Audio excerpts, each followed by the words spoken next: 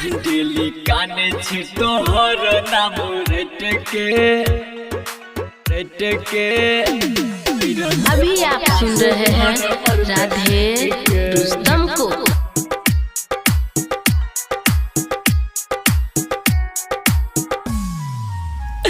दिल्ली काने छी तोहर नाम रटके जा मेरा जेबो ट्रांसफार्मर में सेट के दादा सुनो दिल्ली काने छी तोहर नाम रट के मेरा जेबो ट्रांसफार्मर में सेट के जहिया चलो जेबो दुनिया से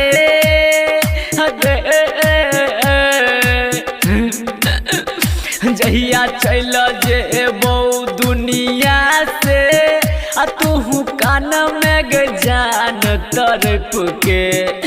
दिल्ली कान छी तोहर नाम रट के पैर जेबो ट्रांसफार्मर में सेट के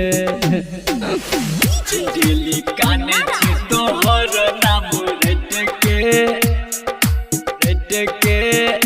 पैर जेबो ट्रांसफार्मर में सेट के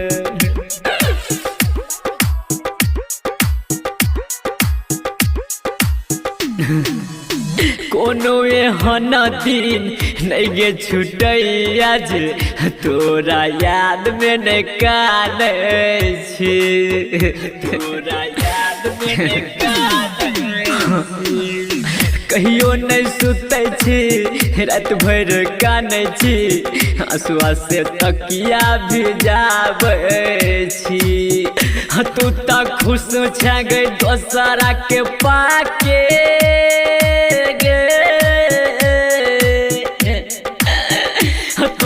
खुश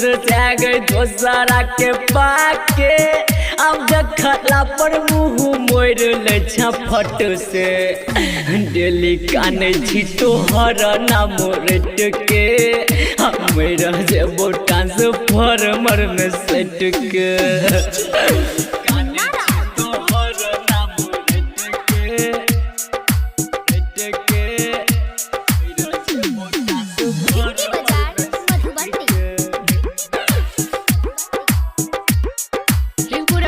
स्टूडियो शंकर लोहार दरभंगा।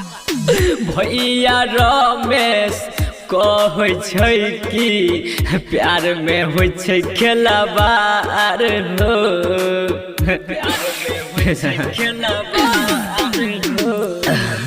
हमरा नसीब में शायद नहीं छेले लिखली तोहर प्यार गे राधे रुस्तम नहीं जीतो